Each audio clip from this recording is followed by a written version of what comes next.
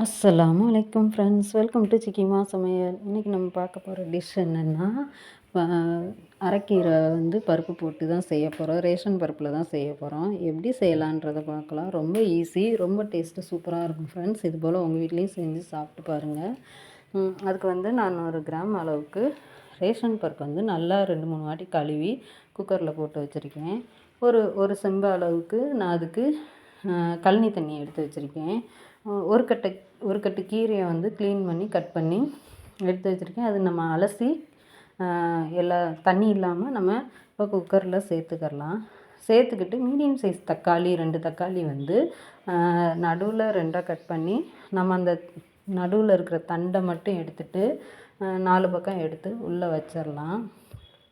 அது வச்சதுக்கப்புறம் நம்ம இதுலேயே 3 பல் பூண்டு, ஒரு 5-6 வெங்காயம் சின்ன வெங்காயம் பொடிசாக கட் பண்ணி அதையும் சேர்த்துக்கிட்டேன். மஞ்சத்தூள் 1/2 ஸ்பூன் சேர்த்துக்கிட்டேன். சீரகத்தூள் 1/2 ஸ்பூன் சேர்த்துக்கிட்டு இப்போ நம்ம குக்கரில் மூடி போட்டு நம்ம ஒரு 3 விசில்லேருந்து 4 விசில் வரைக்கும் விட்டு எடுத்துக்கலாம். இப்போ விசில் அடித்து முடித்ததுக்கப்புறம் நம்ம ஏர் நல்லா போனதுக்கப்புறம் குக்கரை திறந்து பார்க்கலாம். இப்போ பருப்பு நம்ம அந்த தக்காளி எதுவுமே கலக்காமல் அப்படியே வச்சதுனால தான், தக்காளி எதுவும் கலங்காதனால தான் பருப்பு நல்லா வெந்திருக்கும். பருப்பும் நல்லா வெந்துடும். மேலே இருக்கிற தக்காளி, கீரை எல்லாமே நல்லா வெந்துடும். இப்போ நல்லா வெந்துருச்சு பாருங்கள். பருப்பும் தக்காளி எல்லாமே நல்லா வெந்துருச்சு. இப்போ இதை நீங்கள் இப்படியே இது பண்ணி உப்பு போட்டு தாளித்து சாப்பிட்டாலும் சாப்பிட்லாம். நான் என் பையனுக்கு நல்லா கடைஞ்சி விட்டு கொடுக்க போகிறேன் குக்கர்லேயே. இப்போ உப்பு போட்டுட்டு நல்லா பருப்பு மத்த வச்சு நல்லா கடைஞ்சிக்கிறலாம். கடைஞ்சிட்டு அதுக்கப்புறம் அந்த பருப்பு மத்த கழுவி மட்டும் விட்டுக்கரலாம். ஒரு 1/2 டம்ளர்லேருந்து 3/4 டம்ளர் அளவுக்கு தண்ணி வச்சுருக்கேன். ஏன்னா கொஞ்சம் நம்ம ஸ்கூலுக்கு லஞ்ச் பாக்ஸுக்கு தான் கொடுத்து விட போகிறோம். இப்போ இப்படியே கொடுத்து விட்டோம்னா ரொம்ப சாப்பாட்டில் கிண்டி கொடுக்கும்போது ரொம்ப வரன்னு ஆயிரும். அதனால நான் இப்போ ஒரு 3/4 டம்ளர் அளவுக்கு தண்ணி சேர்த்துக்கிறேன். தண்ணி சேர்த்துட்டு உப்பு கரெக்டாக இருக்கான்னு பார்த்துட்டு நம்ம இன்னும் கொஞ்சம் நேரம் நல்லா ஒரு கொதிக்க விட்டுட்டு அதுக்கப்புறம் நம்ம தாளிச்சுக்கிறலாம். இப்போ நான் உப்பு எல்லாம் கரெக்டாக இருக்கான்னு பார்த்துக்கிறேன். உப்பு கரெக்டாக இருக்குது. கீரையும் நல்லா கொதி வரப்போகுது. இப்போ நல்லா கீரை கொதி வந்ததுக்கப்புறம் நம்ம அடுப்புலேருந்து அதை இறக்கிட்டு நம்ம இப்போ தாளிக்கிறதுக்கு ஒரு கடாயை வச்சுக்கலாம். கடாயை வச்சு நான் அதுலேயே ஒரு கடாயை வச்சு எண்ணெயை ஊற்றி நான் அப்பளம் பொரித்து எடுத்துக்கிட்டு அதுக்கப்புறம் அதிலேருந்து பாதி எண்ணெயை நான் டப்பாவில் ஊற்றிட்டு மிச்ச எண்ணெயில் நான் தாளிக்கிறதுக்கு சேர்க்க போகிறேன்.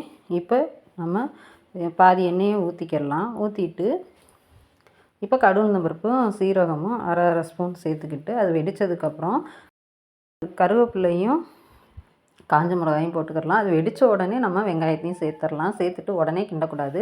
நம்ம கொஞ்சம் நேரம் வெயிட் பண்ணணும். ஓரம் ஃபுல்லாக நல்லா லைட்டாக பொன்னிறமாக ஆகிற ஸ்டேஜ் வந்ததுக்கப்புறம் தான் நம்ம கரண்டியை போட்டு கிண்டணும். கிண்டும்போது இந்த தாளிப்பு இன்னும் சூப்பராக இருக்கும். இப்போ நல்லா ஓரம்லாம் பொன்னிறமாக ஆயிடுச்சு. ஆனதுக்கப்புறம் நல்லா கிண்டி கொடுத்துக்கிட்டு நல்லா பொன்னிறமாக ஆனதுக்கப்புறம் அடுப்பை ஆஃப் பண்ணிவிட்டு நம்ம பெருங்காயத்தூள் கொஞ்சோண்டு சேர்த்து கீரையில் தாளித்ததை ஊற்றிடலாம். ஊற்றுனதுக்கப்புறம் கீரை இப்போ ரெடி ஆயிடுச்சு. நம்ம ரொம்ப வரன்னு வேணும்னாலும் கெட்டியாகவும் தொட்டுக்கிற மாதிரியும் வச்சுக்கலாம். நான் மதியம் லஞ்ச் பாக்ஸுக்கு தான் செஞ்சுருக்கேன். அதனால தான் கொஞ்சம் பிரட்டி கொடுத்து விட போகிறேன். நான் அதனால் கொஞ்சம் தண்ணி விட்டு வச்சுருக்கேன். நீங்கள் உங்களுக்கு தேவையான மாதிரி தண்ணி கலந்து நீங்கள் கீரையை செஞ்சு கொடுத்துக்கரலாம். இப்போ நம்ம தாளிச்சாச்சு. சூப்பரான கீரை ரொம்ப சிம்பிளாக ஈஸியாக முடிஞ்சு போச்சு. இதுபோல் உங்கள் வீட்லேயும் நீங்களும் செஞ்சு சாப்பிட்டு பார்த்துட்டு எப்படி வந்துச்சுன்றதை கமெண்ட் பண்ணுங்கள் ஃப்ரெண்ட்ஸ். நம்ம வீடியோ பிடிச்சிருந்துச்சின்னா லைக் பண்ணுங்கள், ஷேர் பண்ணுங்கள், கமெண்ட் பண்ணுங்கள். ரொம்ப பிடிச்சிருந்துச்சின்னா சப்ஸ்கிரைப் பண்ணி வச்சுக்கோங்க. பக்கத்தில் இருக்கிற பெல் பட்டனையும் கிளிக் பண்ணி வச்சுக்கோங்க. அப்போ தான் நாம் போடுற எல்லா வீடியோ உடனுக்குடன் நோட்டிஃபிகேஷன் உங்களுக்கு நிற்கும். நீங்கள் தேவையான நேரத்தில் தேவையான வீடியோவை பார்க்கலாம். இவ்வளோ நேரம் வரைக்கும் நம்ம வீடியோவை ரொம்ப பொறுமையாக பார்த்ததுக்கு தேங்க்யூ ஃப்ரெண்ட்ஸ். இப்போ பாருங்கள், நம்ம அருமையான கீரை கடையில் செஞ்சுட்டு அரைக்கீரையும் ரேஷன் பருப்பையும் வச்சுமே நம்ம ஈஸியாக செஞ்சு முடிச்சிட்டோம். Thank you friends.